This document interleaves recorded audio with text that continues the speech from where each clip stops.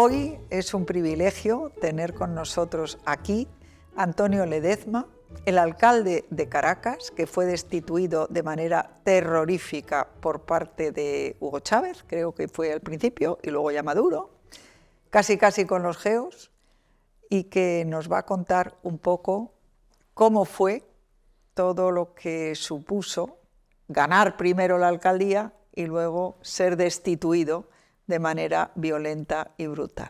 Buenas tardes. Buenas tardes, Esperanza. Un placer estar contigo. El placer es mío. Sí.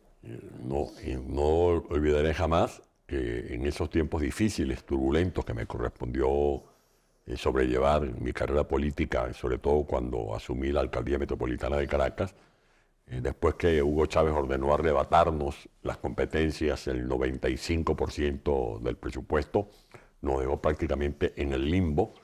Yo decía que tenía que reinventarme, no se hablaba mucho de la resiliencia, sin embargo, tomamos esa vía y hasta debajo de una mata de mango, de un árbol, teníamos que despachar porque nos dejaron hasta sin oficina. Nuestro palacio de gobierno fue invadido por un grupo armado de hombres con fusiles, con capuchas y, sin embargo... Como si fueras un terrorista. Exactamente, sí. Y recordando, viendo ahorita lo que está pasando con el alcalde de Turquía, de una u otra manera. De Estambul, sí. De Estambul me vi reflejado, porque Chávez nunca me perdonó que lo hubiésemos que le ganases las elecciones en Caracas. Sí. La alcaldía metropolitana es el cargo de elección popular más importante después de la presidencia ¿Eso de qué la año República. Eso fue en el 23 de noviembre del año 2008. ¿Y Chávez murió? Murió en el 2013. En el 2013. Bueno, o sea que lo tuviste mucho tiempo. Y después, con Chávez ya desaparecido, que entró en escena Maduro, me correspondió competir con el ministro de Comunicaciones de Maduro, un periodista, al que también le ganamos.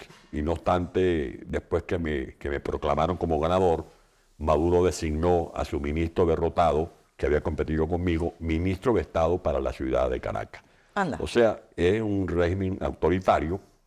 Como no me pudieron doblegar, no me pudieron derrotar electoralmente, fue cuando entonces Maduro ordenó secuestrarme. Eso ocurrió a las 5 de la tarde del día 19 de febrero del año 2015. ¿Y cómo te secuestró? Con lo que aquí llamamos los geos, hombres armados con fusiles. Ya me venían siguiendo, como amedrentándome, buscando que yo me fugara, cosa que no hice, porque en aquellas circunstancias yo tenía una responsabilidad moral con la ciudadanía.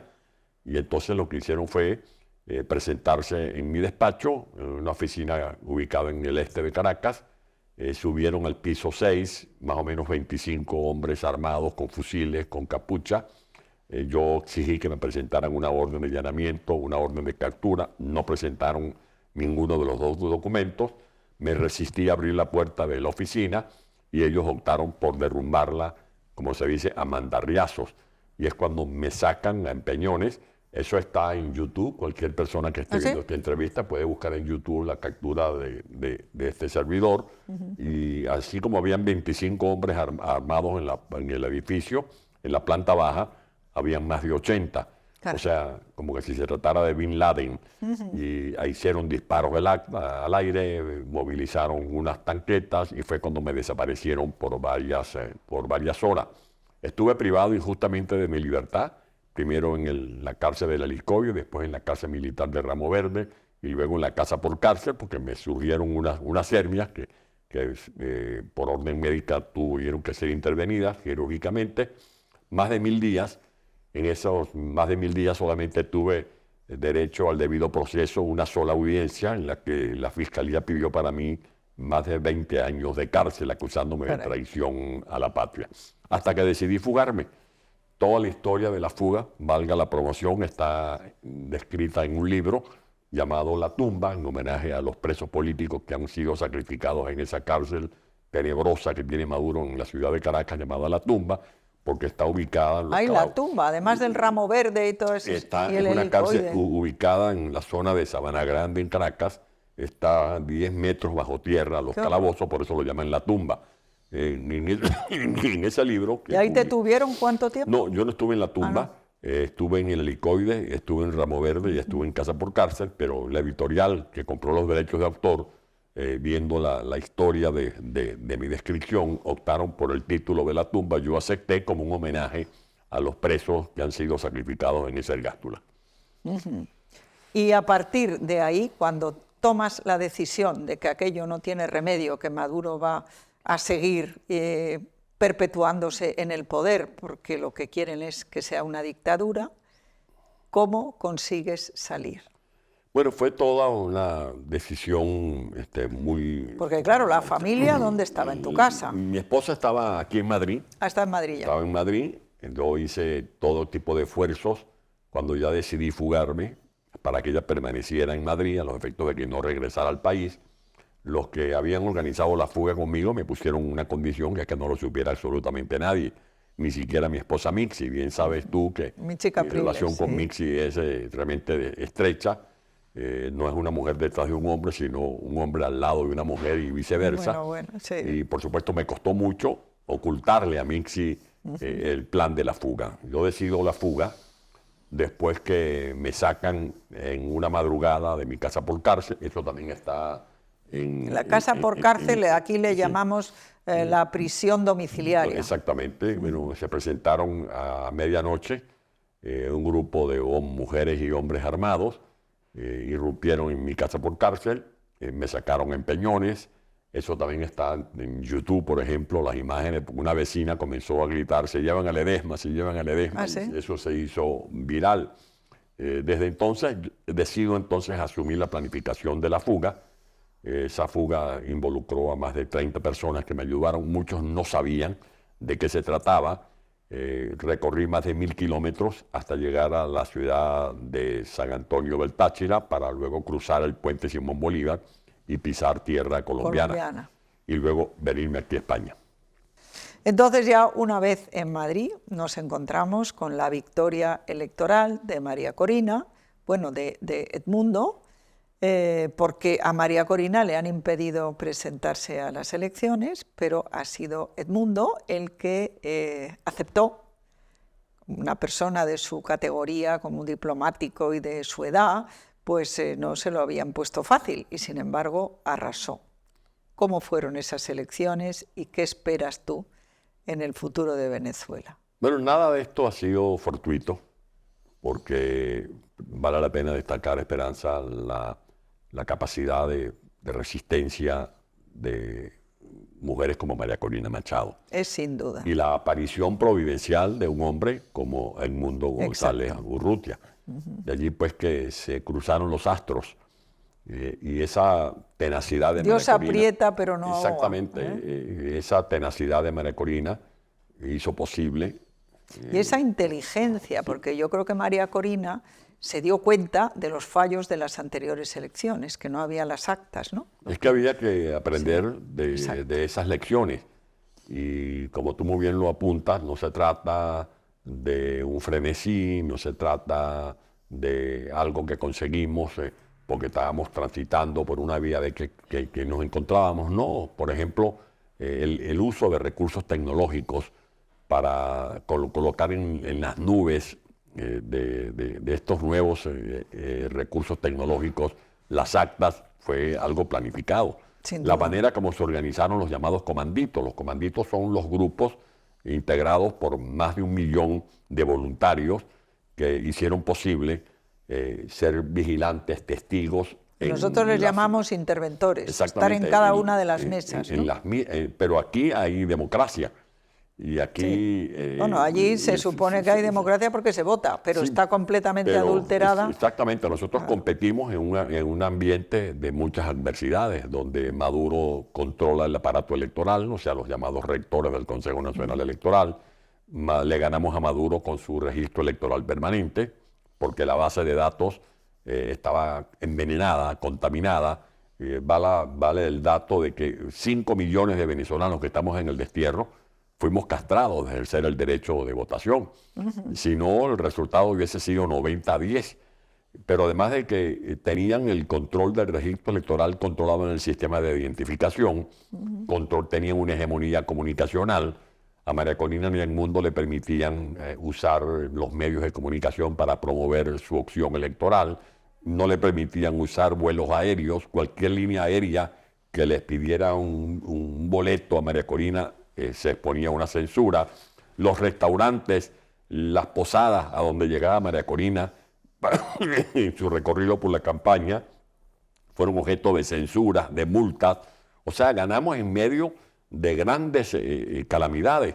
Y no obstante eso, Maduro se ha resistido a reconocer la derrota que le infringió. Eso es lo que a mí me saca de quicio, porque el gobierno de España no ha sido capaz en ningún momento de decir que el presidente legítimo de Venezuela es Edmundo González Urrutia. Y hemos presentado las actas, Ya. porque nosotros no estamos defendiendo un capricho. No, claro. Nosotros estamos defendiendo un resultado absolutamente verificable, porque además de todo esto que he relatado, que nadamos contra la corriente para llegar a la orilla, nosotros nos hicimos con las actas. Esas actas en este momento están resguardadas en la bóveda del Banco Central de Panamá y son actas absolutamente verificables, como acabo de decir.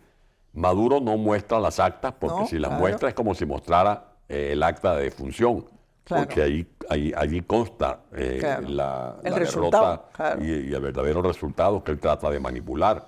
De allí que como bien dices, 5 millones de venezolanos les han impedido ejercer el derecho al voto. entre ellos los miles que estamos aquí en España, los que están en Italia, los que están en Francia, porque Venezuela está desperdigada por Oye, todo el por planeta. supuesto. Ya el doctor Tomás Páez, que dirige una asociación que se encarga de estudiar la diáspora venezolana, se atreve a decir que ya estamos cerca de los 9 millones.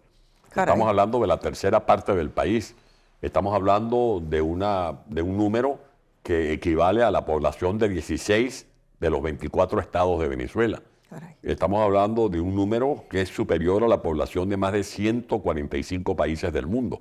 Cuando uno ve la población de Noruega, por ejemplo, constata que la diáspora de Venezuela supera la población de Noruega, Fíjate. supera la población de Panamá, de Guatemala, de El Salvador, de Costa Rica, de Honduras. O sea, estamos hablando de un país desgarrado. Por eso la promesa que embanderó María Corina y el mundo fue la de la reconciliación, que se volviera a reencontrar el pueblo de Venezuela, porque las abuelas añoran a los nietos que están aquí en España, Claro. o los nietos y los hijos añoran a la madre que se quedó en Venezuela. Y por eso, si de algo se queja el pueblo de Venezuela, es de esa fractura sentimental que ha provocado esta disrupción de lo que es la célula fundamental de cualquier sociedad, la familia. Y sobre todo los venezolanos que somos muy familiares. Yo cuando mi mamá vivía, por ejemplo, si hablaba con ella 8 veces al día, 8 veces le pedía la bendición. Así. Nosotros le pedimos la bendición a nuestros ancestros. Y eso es, por supuesto, el dolor de patria ausente que tenemos nosotros aquí entre pecho y espalda. Es que tiene que ser terrible, terrible. ¿Eh? ¿Y qué futuro le ves tú a la libertad en Venezuela, a la democracia y a la libertad y echar al tirano? Difícil, Bueno, ¿eh? yo veo, así en lontananza, veo en el horizonte la luz del sol de la libertad. Sí. Yo creo que no ha sido en vano todo este sacrificio. No, seguro que no.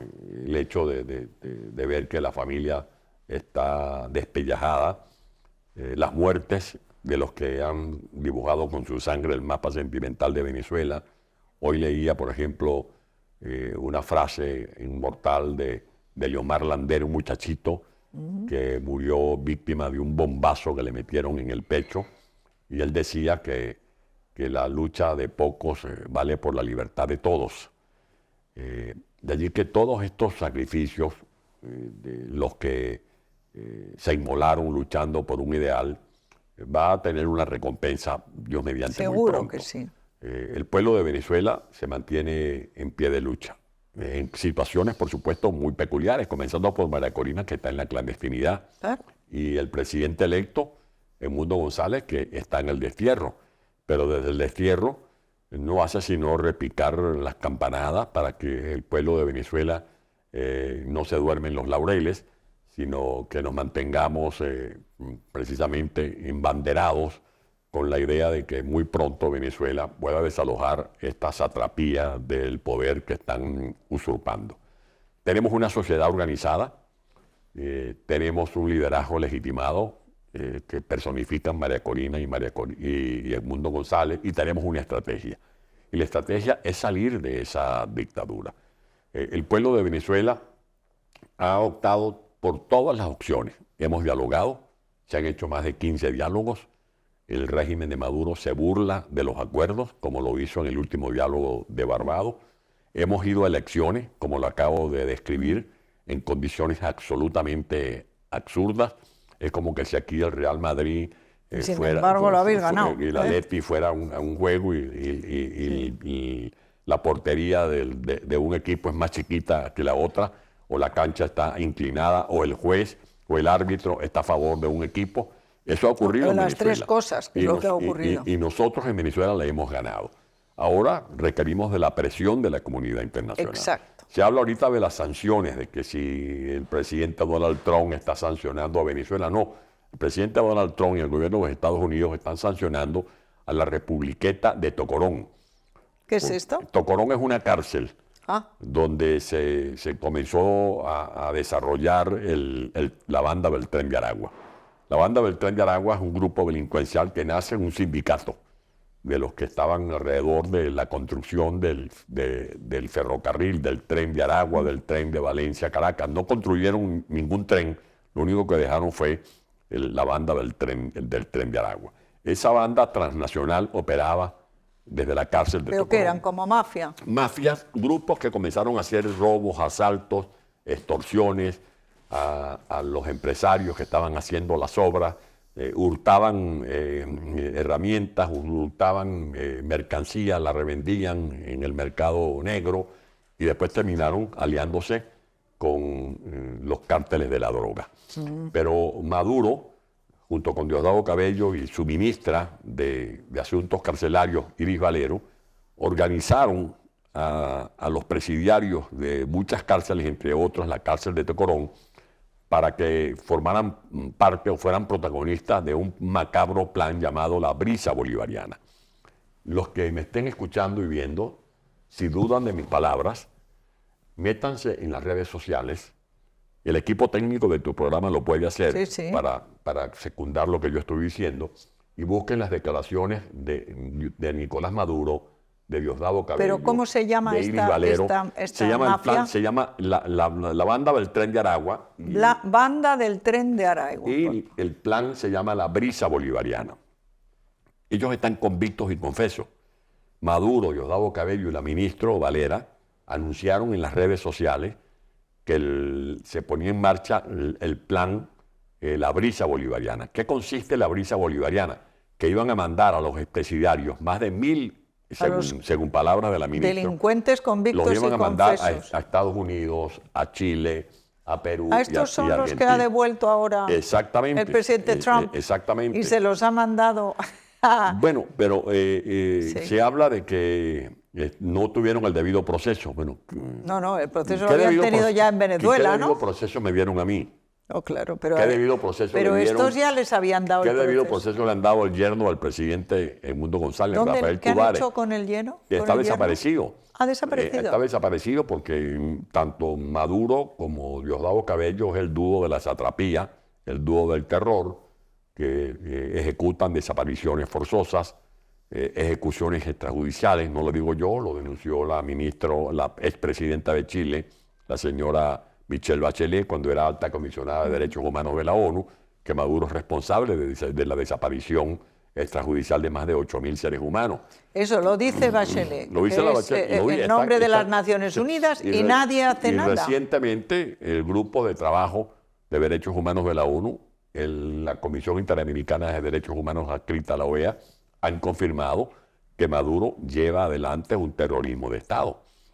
Nosotros lamentamos la situación en la que están millones de venezolanos, porque la causa de este deslave, la causa de que tú te asomes en una calle de Madrid, o de Sevilla, o de Valencia, o de Vigo, en Galicia, o de Tenerife, en las Islas Canarias, y veas a un muchacho o a una persona pedaleando una bicicleta, o te encuentras en un restaurante a una señora que trabaja como mesera, y cuando hablas con ella, notas el nivel cultural que tiene. Resulta que es un ingeniero, o es un médico, o es profesora con posgrado, que ha venido aquí o es laboratorista. Huyendo del terrorismo de huyendo Maduro. del terrorismo. Y por eso nosotros lamentamos que ese casi millón de venezolanos que están en Estados Unidos están viviendo esta zozobra. Porque ese millón de venezolanos está integrado por mujeres y hombres que tienen uno de los más altos niveles de formación educacional de las migraciones del mundo. Los venezolanos somos uno, y lo digo con orgullo, de los que tenemos mayor nivel de instrucción educacional. Son gente que genera emprendimientos, o sea, desarrollan emprendimientos.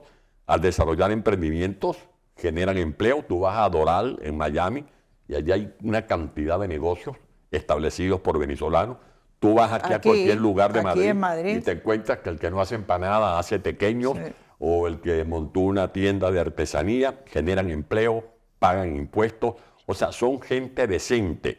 Lamentablemente, ese océano de agua limpia está siendo ensuciada por esas goticas de estos delincuentes formados y adiestrados por Maduro, Diosdado Cabello, que pero llamaron milicia bolivariana. Lo que me hace gracia es lo que has dicho tú, de que eso lo anunciaron, sí, que lo iban a pueden hacer. Buscar, si no crees en mí, no, dile claro a tu que equipo creo. técnico que busque en YouTube y verán allí a Maduro diciendo que este es un plan aprobado en el Foro de Sao Paulo para perturbar a Estados Unidos.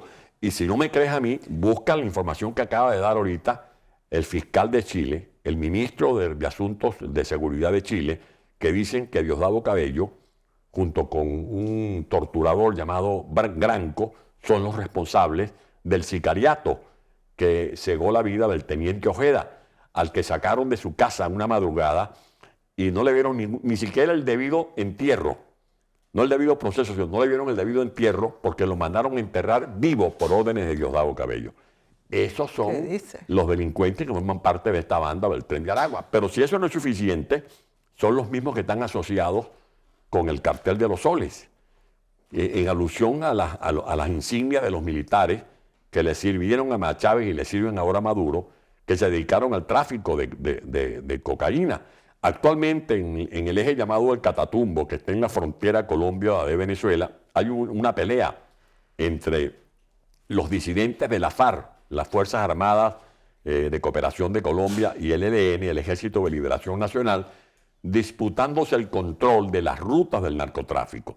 Esa zona del Catatumbo presenta un cuadro alarmante, que hay una siembra de hojas de coca de 54.000 hectáreas. Por allí sacan entre 250 y 350 toneladas de cocaína. Esa cocaína la sacan hacia el Mar Caribe, la sacan hacia la zona de África, va a Estados Unidos, pero también llega aquí a Europa y genera réditos por el orden que oscilan entre 10.000 a 17.000 millones de dólares. Eso lo sabe el presidente Donald Trump. Y el presidente Donald Trump lo que ha dicho es que él es el responsable de la seguridad de los Estados Unidos. Y mientras él recibe informaciones de que en Venezuela, por ejemplo, Nicolás Maduro, el pasaporte que me niegan a mí, el pasaporte que le niegan a muchos venezolanos, se los están entregando a los terroristas de Al-Qaeda, a los terroristas de Hezbollah. Eso es una amenaza para la seguridad de los Estados Unidos. Desde luego. Es una amenaza para la seguridad. Lo ha dicho, el presidente Trump lo ha dicho. Exactamente. Y no solo el tema del narcotráfico, no es solo el tema del terrorismo, es que también en Venezuela funcionan estas bandas delincuenciales que son arietes o son tentáculos del crimen organizado, que están vinculadas con las bandas que operan en Ecuador, las que controlan el puerto de la Esmeralda, los que controlan Guayaquil. En Ecuador no se siembra coca, pero se trafica cocaína. Claro. Y esta banda de los Chorones, por ejemplo, está relacionada con la banda del Tren de Aragua. Esa banda fue la que mató a Villavicencio, uno de los candidatos presidenciales en Ecuador. Acuerdo, claro. Y están relacionadas con las bandas que operan en Rosario, en Argentina, en la Patagonia de Argentina, y también con las bandas de Bermelo, por ejemplo, que controlan las cárceles de Brasil. O sea, estamos hablando de un entramado de orden me ha dejado transnacional. una pieza que eso se decide en el Foro Sao Paulo. Bueno, y eso es lo que nosotros estamos combatiendo, y de eso es que queremos salir. Cuando Venezuela salga de esta dictadura, se van a abrir grandes oportunidades. ¿Pero cómo va a Se está salir? hablando, por ejemplo, de que la empresa Repsol de España. Bueno, la empresa Repsol tiene un mundo de oportunidades en Venezuela, pero en este momento, cada barril de petróleo que saquen de Venezuela es un barril ensangrentado. Claro.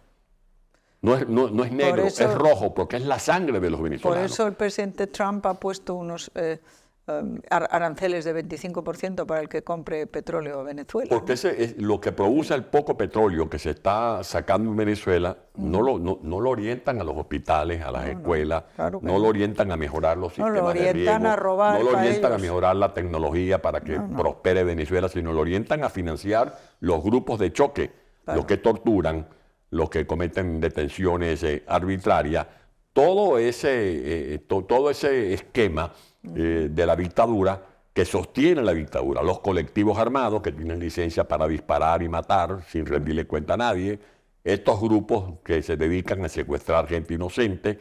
O sea, eso tiene que verlo el gobierno de España, tiene que verlo la comunidad europea, tiene que verlo el mundo entero, porque hoy Venezuela solamente está esperando la solidaridad oportuna para poder salir definitivamente de esa dictadura. Cuando salgamos de esa dictadura, los venezolanos que estamos en España y que agradecemos el trato digno que nos han dado, vamos a regresar al país.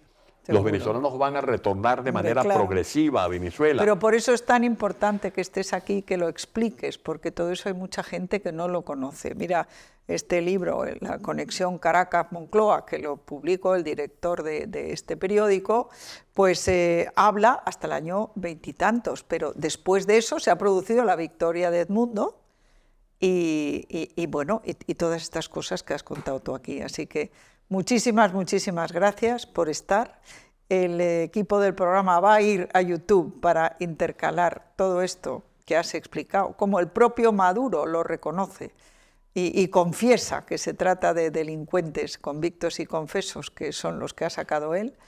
Y por lo tanto, pues los mejores deseos del mundo de parte de los madrileños, de todos los españoles, y confío que de todos los europeos, para que la libertad, ese sol que dices que asoma de libertad en Venezuela, llegue lo antes posible. Muchas gracias, y a todos los españoles, a los inversionistas, a los empresarios, prepárense para que vayan a Venezuela. Venezuela va a abrir sus fronteras para recibir a todos los inversionistas, porque en vez de ser el centro de Lampa común, Venezuela va a ser el hub energético de América para desarrollar nuestro potencial petrolero, nuestro potencial gasífero, para potenciar todas las oportunidades que tiene Venezuela y que va a necesitar del aporte de los inversionistas de España y de cualquier lugar de Europa. Que Dios bendiga a Venezuela. Amén.